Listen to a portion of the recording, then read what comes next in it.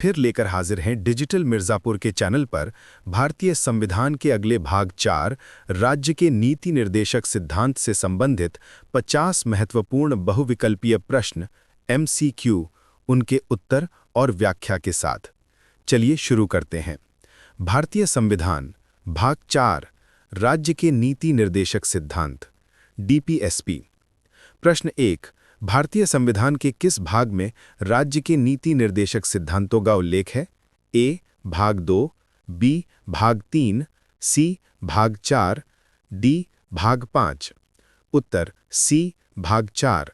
व्याख्या: भारतीय संविधान के भाग 4 अनुच्छेद 36 से 51 में राज्य के नीति निर्देशक सिद्धांतों DPSP का उल्लेख किया गया है। प्रश्न 2, राज्य के नीति निर्देशक सिद्धांतों को किस देश के संविधान से लिया गया है? ए संयुक्त राज्य अमेरिका, बी आयरलैंड, सी ब्रिटेन, डी कनाडा। उत्तर बी आयरलैंड। व्याख्या: भारत के संविधान निर्माताओं ने राज्य के नीति निर्देशक सिद्धांतों को आयरलैंड के संविधान से ग्रहण किया है। प्रश्न 3, नीति निर्देशक सिद्धांत क्या हैं? ए न्यायोचित, बी गैर न्यायोचित, सी आंशिक रूप से न्यायोचित, डी इनमें से कोई नहीं। उत्तर बी गैर न्यायोचित। व्याख्या: नीति निर्देशक सिद्धांत गैर न्यायोचित होते हैं, जिसका अर्थ है कि इन्हें न्यायालय द्वारा लागू नहीं कराया जा सकता है।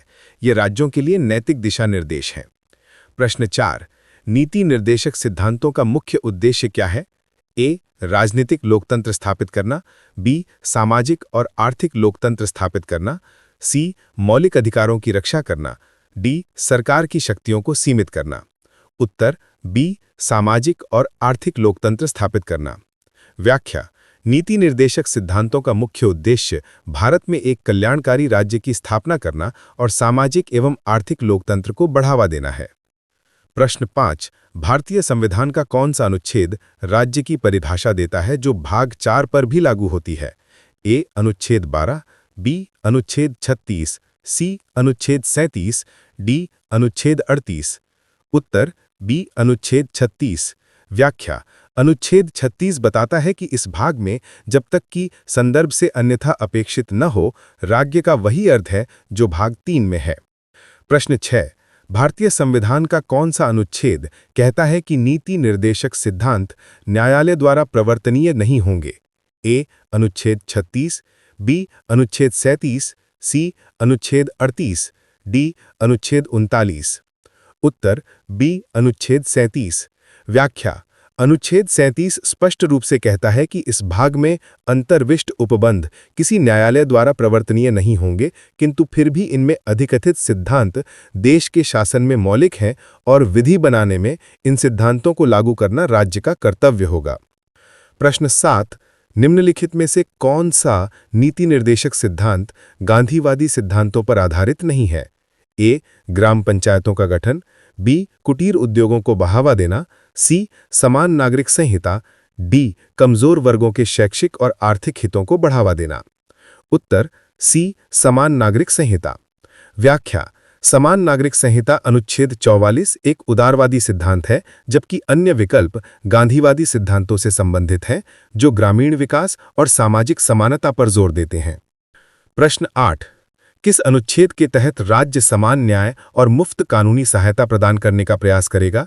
ए अनुच्छेद 38, बी अनुच्छेद 39A, सी अनुच्छेद 40, डी अनुच्छेद 41। उत्तर बी अनुच्छेद 39A। व्याख्या: अनुच्छेद 39A 42वें संशोधन 1976 द्वारा जोड़ा गया। राज्य को यह निर्देश देता है कि वह समान अवसर के आधार पर न्याय सुनिश्चित करने के लिए मुफ्त कानूनी सहायता प्रदान करे। प्रश्न 9, ग्राम पंचायतों के संगठन से संबंधित अनुच्छेद कौन सा है? ए अनुच्छेद 39, बी अनुच्छेद 40, सी अनुच्छेद 41, डी अनुच्छेद 42। उत्तर बी अनुच्छेद 40। व्याख्या: अनुच्छेद 40 राज्य को ग्राम पंचायतों को संगठित करने और उन्हें स्वशासन की इकाइयों के रूप में कार्य करने में सक्षम बनाने के लिए आवश्यक शक्तियां और अधिकार प्रदान करने का निर्देश देता है। प्रश्न 10, काम करने का अधिकार, शिक्षा का अधिकार और कुछ मामलों में सार्वजनिक सहायता का अधिकार भारतीय संविधान के किस अनुच्छेद में निहित है? ए अनुच्छेद 39, बी अनुच्छेद 40, सी अनुच्छेद 41, डी अनुच्छेद 42। उत्तर सी अनुच्छेद 41। व्याख्या: अनुच्छेद 41 राज्य को अपनी आर्थिक क्षमता और विकास की सीमाओं के भीतर बेरोजगारी, बुढ़ापे, बीमारी और अन्य अवांछित अभाव के मामले में काम, शिक्षा और सार्वजनिक सहायता के अधिकार को सुरक्षित करने का निर्देश देता है। प्रश्न 11। मातृत्व राहत का प्रावधान भारतीय संविधान के किस अनुच्छेद में किया गया है? ए अनुच्छेद 40, बी अनुच्छेद 41, सी अनुच्छेद 42, डी अनुच्छेद 43। उत्तर सी अनुच्छेद 42। व्याख्या: अनुच्छेद 42 राज्य को काम की न्यायसंगत और मानवीय परिस्थितियों और मातृत्व राहत के लिए प्रावधान करने का निर्देश देता है। प्रश्न 12। श्रमिकों के लिए निर्वाह मजदूरी आदि से संबंधित अनुच्छेद कौन सा है? ए अनुच्छेद 42, बी अनुच्छेद 43, सी अनुच्छेद 43 ए, डी अनुच्छेद 44। उत्तर बी अनुच्छेद 43। व्याख्या: अनुच्छेद 43 राज्य को सभी श्रमिकों के लिए निर्वाह मजदूरी, एक सभ्य जीवन स्तर और अवकाश के पूर्ण उपभोग को सुरक्षित करने का प्रयास करने का निर्देश देता है। प्रश्न 13। उद्योगों के प्रबंधन में श्रमिकों की भागीदारी से संबंधित अनुच्छेद कौन सा है? ए अनुच्छेद 43, बी अनुच्छेद 43 ए, सी अनुच्छेद 44, डी अनुच्छेद 45। उत्तर बी अनुच्छेद 43 ए। व्याख्या: अनुच्छेद 43 ए 42 में संशोधन 1976 द्वारा जोड़ा गया राज्य को उद्योगों के प्रबंधन में श्रमिकों की भागीदारी सुनिश्चित करने के लिए कदम उठाने का निर्देश देता है। प्रश्न 14। भारतीय संविधान का कौन सा अनुच्छेद समान नागरिक संहिता यानी यूनिफॉर्म सिविल कोड से संबंधित है? ए अनुच्छेद 43, बी अनुच्छेद 44, सी अनुच्छेद 45, डी अनुच्छेद 46। उत्तर बी अनुच्छेद 44। व्याख्या: अनुच्छेद 44 राज्य को भारत के पूरे क्षेत्र में नागरिकों के लिए एक समान नागरिक संहिता सुनिश्चित करने का प्रयास करने का निर्देश देता है। प्रश्न 15। 6 वर्ष से कम आयु के बच्चों के लिए प्रारंभिक बाल्यावस्था देखभाल और शिक्षा का प्रावधान किस अनुच्छेद में है? ए अनुच्छेद 45, बी अनुच्छेद 46, सी अनुच्छेद 47, डी अनुच्छेद 48। उत्तर ए अनुच्छेद 45। व्याख्या: अनुच्छेद 45 86वें संशोधन 2002 द्वारा संशोधित राज्य को सभी बच्चों को 6 वर्ष की आयु पूरी करने तक प्रारंभिक बाल्यावस्था देखभाल और शिक्षा प्रदान करने का प्रयास करने का निर्देश देता है। प्रश्न 16। अनुसूचित जातियों, अनुसूचित जनजातियों और अन्य कमजोर वर्गों के शैक्षिक और आर्थिक हितों को बढ़ावा देने का प्रावधान किस अनुच्छेद में है? ए अनुच्छेद 45, बी अनुच्छेद 46, सी अनुच्छेद 47, डी अनुच्छेद 48। उत्तर बी अनुच्छेद 46। व्याख्या: अनुच्छेद 46 राज्य को लोगों के कमजोर वर्गों, विशेष रूप से अनुसूचित जातियों और अनुसूचित जनजातियों के शैक्षिक और आर्थिक हितों को विशेष देखभाल के साथ बढ़ावा देने और उन्हें सामाजिक अन्याय और सभी प्रकार के शोषण से बचाने का निर्देश देता है। प्रश्न 17।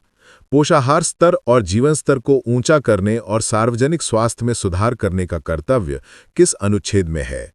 ए अनुच्छेद 46, बी अनुच्छेद 47, सी अनुच्छेद 48, डी अनुच्छेद 48 ए। उत्तर बी अनुच्छेद 47। व्याख्या: अनुच्छेद 47 राज्य को अपने लोगों के पोषाहार स्तर और जीवन स्तर को ऊंचा करने और सार्वजनिक स्वास्थ्य में सुधार को अपने प्राथमिक कर्तव्यों में से एक मानने का निर्देश देता है। प्रश्न 18। कृषि और पशुपालन के संगठन से संबंधित अनुच्छेद कौन सा है? ए अनुच्छेद 47, बी अनुच्छेद 48, सी अनुच्छेद 48 ए, डी अनुच्छेद 49। उत्तर बी अनुच्छेद 48। व्याख्या: अनुच्छेद 48 राज्य को आधुनिक और वैज्ञानिक आधार पर कृषि और पशुपालन को संगठित करने का निर्देश देता है और विशेष रूप से गायों और बछड़ों और अन्य दुधारू और वाहक पशुओं के वध पर प्रतिबंध लगाने के लिए कदम उठाने का निर्देश देता है। प्रश्न 19। पर्यावरण के संरक्षण और संवर्धन तथा वन एवं वन्य जीवन की रक्षा से संबंधित अनुच्छेद कौन सा है? ए. अनुच्छेद 48, बी. अनुच्छेद 48 ए, सी. अनुच्छेद 49, डी. अनुच्छेद 50। उत्तर बी. अनुच्छेद 48 ए। व्याख्या: अनुच्छेद 48 ए 42वें संशोधन 1976 द्वारा जोड़ा गया राज्य को पर्यावरण के संरक्षण और संवर्धन तथा देश के वनों और वन्य जीवों की रक्षा करने का निर्देश देता है। प्रश्न 20। राष्ट्रीय महत्व के स्मारकों, स्थानों और वस्तुओं के संरक्षण से संबंधित अनुच्छेद कौन सा है? ए. अनुच्छेद 48 ए, बी. अनुच्छेद 49, सी. अनुच्छेद 50, डी. अनुच्छेद 51। उत्तर बी. अनुच्छेद 49। व्याख्या: अनुच्छेद 49 संसद द्वारा बनाए गए कानून या उसके तहत घोषित राष्ट्रीय महत्व की सभी स्मारकों, स्थानों और कलात्मक या ऐतिहासिक महत्व की वस्तुओं की रक्षा करने का राज्य को निर्देश देता है। प्रश्न 21। कार्यपालिका को न्यायपालिका से अलग करने का प्रावधान किस अनुच्छेद में है? ए. अनुच्छेद 49, बी. अनुच्छेद 50, सी. अनुच्छेद 51, डी. इनमें से कोई नहीं। उत्तर बी. अनुच्छेद 50। व्याख्या: अनुच्छेद 50 राज्य को सार्वजनिक सेवाओं में कार्यपालिका को न्यायपालिका से अलग करने के लिए कदम उठाने का निर्देश देता है। प्रश्न 22।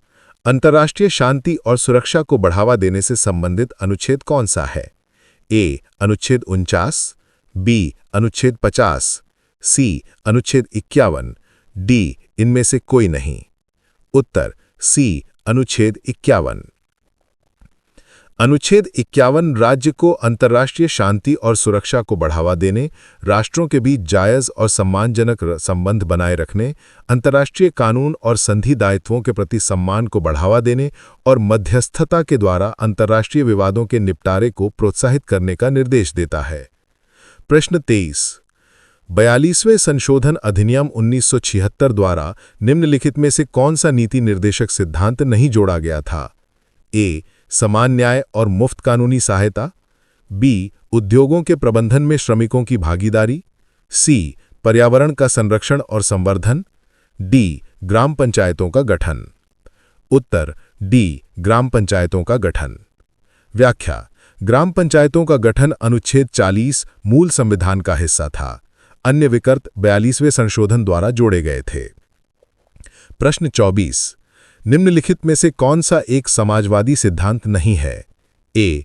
आय, स्थिति, सुविधाओं और अवसरों में असमानताओं को कम करना, बी. सभी नागरिकों के लिए समान न्याय और मुफ्त कानूनी सहायता, सी. ग्राम पंचायतों का गठन, डी. काम करने का अधिकार, शिक्षा का अधिकार और सार्वजनिक सहायता।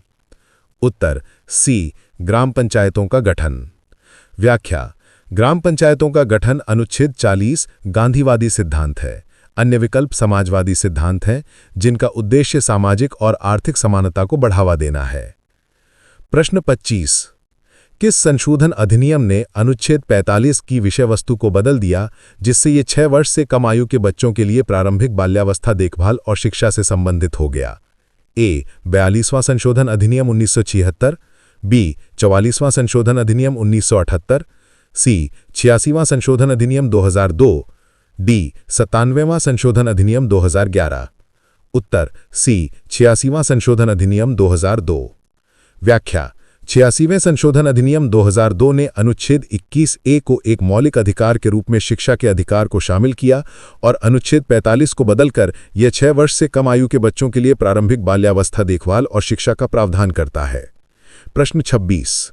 97वें संशोधन अधिनियम 2011 द्वारा कौन सा नया नीति निर्देशक सिद्धांत जोड़ा गया? ए. सहकारी समितियों का संवर्धन, बी. उद्योगों के प्रबंधन में श्रमिकों की भागीदारी, सी. पर्यावरण का संरक्षण और संवर्धन, डी. बच्चों के लिए प्रारंभिक बाल्यावस्था देखभाल। उत्तर ए. सहकारी समितियों का संवर्धन। व्याख्या: 97वें संशोधन अधिनियम 2011 ने एक नया अनुच्छेद 43 बी जोड़ा, जिसमें राज्य को सहकारी समितियों के स्वैच्छिक गठन, स्वायत्त कार्यवाही, लोकतांत्रिक नियंत्रण और पेशेवर प्रबंधन को बढ़ावा देने का निर्देश दिया गया। प्रश्न 27। निम्नलिखित में से कौन सा एक उदारवादी सिद्धांत है? ए. पोषाहार स्तर को ऊंचा करना, बी समान नागरिक संहिता, सी कृषि और पशुपालन का संगठन, डी उपर्युक्त सभी। उत्तर डी उपर्युक्त सभी। उदारवादी सिद्धांतों में वे शामिल हैं जो व्यक्तिगत स्वतंत्रता, तर्कसंगतता और आधुनिकता को बढ़ावा देते हैं। अनुच्छेद 44 यानी कि समान नागरिक संहिता, अनुच्छेद 47 यानी कि पोषाहार स्तर को ऊंचा करना और अनुच्छेद 48 यानी कृषि और पशुपालन का संगठन सभी उदारवादी सिद्धांतों के उदाहरण हैं। प्रश्न 28। संविधान का कौन सा भाग एक कल्याणकारी राज्य की अवधारणा को स्पष्ट रूप से घोषित करता है? ए प्रस्तावना, बी मौलिक अधिकार, सी राज्य के नीति निर्देशक सिद्धांत, डी मौलिक कर्तव्य। उत्तर सी राज्य के नीति निर्देशक सिद्धांत। व्याख्या: नीति निर्देशक सिद्धांत एक कल्याणकारी राज्य की स्थापना का लक्ष्य रखते हैं जो सामाजिक और आर्थिक न्याय प्रदान करता है। प्रश्न 29। मिनर्वा मिल्स वाद 1980 में सर्वोच्च न्यायालय ने क्या निर्णय दिया? ए मौलिक अधिकार सर्वोच्च हैं, बी नीति निर्देशक सिद्धांत सर्वोच्च हैं, सी मौलिक अधिकारों और नीति निर्देशक सिद्धांतों के बीच संतुलन आवश्यक है, डी मौलिक अधिकार और नीति निर्देशक सिद्धांत दोनों एक ही हैं। उत्तर सी मौलिक अधिकारों और नीति निर्देशक सिद्धांतों के बीच संतुलन आवश्यक है। व्याख्या: मिनर्वा मिल्स वाद में सर्वोच्च न्यायालय ने कहा कि मौलिक अधिकार और नीति निर्देशक सिद्धांत एक रथ के दो पहिए हैं और उनके बीच संतुलन स्थापित करना भारतीय संविधान की मूल संरचना का हिस्सा है। प्रश्न 30। नीति निर्देशक सिद्धांतों को भारत में सामाजिक क्रांति का एक शक्तिशाली साधन किसने कहा? A B R. Ambedkar, B Jawaharlal Nehru, C Granville Austin, D K T. Shah. उत्तर सी ग्रैनविल ऑस्टिन। व्याख्या: ग्रैनविल ऑस्टिन एक प्रसिद्ध अमेरिकी संवैधानिक विशेषज्ञ हैं जिन्होंने भारतीय संविधान पर गहन अध्ययन किया है। प्रश्न 31। राज्य के नीति निर्देशक सिद्धांतों का वर्गीकरण मोटे तौर पर कितने प्रकार से किया जा सकता है? ए 2, बी 3, सी 4, डी 5। उत्तर बी 3। व्याख्या: नीति निर्देशक सिद्धांतों को मोटे तौर पर 3 श्रेणियों में वर्गीकृत किया जा सकता है: समाजवादी, गांधीवादी और उदार बौद्धिक सिद्धांत। प्रश्न 32। निम्नलिखित में से कौन सा सिद्धांत समाजवादी सिद्धांत के अंतर्गत आता है? ए ग्राम पंचायतों का संगठन, बी मादक पेय पदार्थ और हानिकारक दवाओं के सेवन पर प्रतिबंध, सी पुरुषों और महिलाओं के लिए समान काम के लिए समान वेतन, डी कृषि और पशुपालन का संगठन। उत्तर सी पुरुषों और महिलाओं के लिए समान काम के लिए समान वेतन। व्याख्या: अनुच्छेद 39 डी में समान काम के लिए समान वेतन का प्रावधान है जो एक समाजवादी सिद्धांत है। प्रश्न 33। किस अनुच्छेद में कहा गया है कि राज्य को यह सुनिश्चित करना चाहिए कि नागरिक पुरुष और महिला समान रूप से आजीविका के पर्याप्त साधन का अधिकार रखते हैं? ए अनुच्छेद 38, बी अनुच्छेद 39 ए, सी अनुच्छेद 40, डी अनुच्छेद 41। उत्तर बी अनुच्छेद 39 ए। व्याख्या: अनुच्छेद 39 ए एक महत्वपूर्ण समाजवादी सिद्धांत है जो आर्थिक समानता को बढ़ावा देता है। प्रश्न 34। किस अनुच्छेद में बच्चों के स्वस्थ विकास के लिए अवसर प्रदान करने का प्रावधान है? ए अनुच्छेद 39 ई, बी अनुच्छेद 39 एफ, सी अनुच्छेद 40, डी अनुच्छेद 41। उत्तर बी अनुच्छेद 39 एफ। व्याख्या: अनुच्छेद 39 एफ 42वें संशोधन 1976 द्वारा जोड़ा गया राज्य को यह सुनिश्चित करने का निर्देश देता है कि बच्चों को स्वस्थ तरीके से और स्वतंत्रता और गरिमा की स्थितियों में विकसित होने के अवसर और सुविधाएं दी जाएं। प्रश्न 35। न्यायपालिका और कार्यपालिका के पृथक्करण के पीछे मुख्य विचार क्या है? ए कार्यपालिका को अधिक शक्तियां देना, बी न्यायपालिका की स्वतंत्रता सुनिश्चित करना, सी विधायी शक्तियों को मजबूत करना, डी राजनैतिक लोकतंत्र को मजबूत करना। उत्तर बी न्यायपालिका की स्वतंत्रता सुनिश्चित करना। व्याख्या: अनुच्छेद 50 का उद्देश्य न्यायपालिका की स्वतंत्रता को सुरक्षित करना है ताकि वह बिना किसी कार्यकारी हस्तक्षेप के निष्पक्ष रूप से कार्य कर सके। प्रश्न 36। गोवा में वर्तमान में कौन सा नीति निर्देशक सिद्धांत लागू है? ए ग्राम पंचायतों का गठन, बी समान नागरिक संहिता, सी उद्योगों के प्रबंधन में श्रमिकों की भागीदारी, डी अंतर्राष्ट्रीय शांति और सुरक्षा। उत्तर बी समान नागरिक संहिता। व्याख्या: गोवा भारत का एकमात्र राज्य है जहां समान नागरिक संहिता अनुच्छेद 44 लागू है। प्रश्न 37, निम्नलिखित में से कौन सा एक गैर गांधीवादी सिद्धांत है? ए नशीले पेय पदार्थों और दवाओं पर प्रतिबंध, बी कुटीर उद्योगों को बढ़ावा देना, सी अंतर्राष्ट्रीय शांति और सुरक्षा को बढ़ावा देना, डी अनुसूचित जातियों और जनजातियों के शैक्षणिक और आर्थिक हितों को बढ़ावा देना। उत्तर सी अंतर्राष्ट्रीय शांति और सुरक्षा को बढ़ावा देना। व्याख्या: अंतर्राष्ट्रीय शांति और सुरक्षा को बढ़ावा देना अनुच्छेद 51 एक उदारवादी सिद्धांत है, अन्य गांधीवादी सिद्धांत हैं। प्रश्न 38, निम्नलिखित में से कौन सा नीति निर्देशक सिद्धांतों के महत्व को दर्शाता है? ए वे सरकार के लिए नैतिक उत्तरदायित्व हैं, बी वे कानून की संवैधानिकता का निर्धारण करने में अदालतों की मदद करते हैं, सी वे सरकार के प्रदर्शन का मूल्यांकन करने के लिए मानदंड प्रदान करते हैं, डी उपर्युक्त सभी।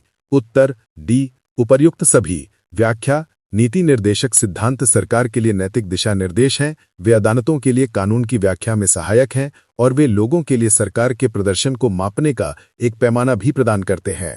प्रश्न 39, 44वें संशोधन अधिनियम 1978 द्वारा किस अनुच्छेद में आय, स्थिति, सुविधाओं और अवसरों में असमानताओं को कम करने का प्रावधान जोड़ा गया?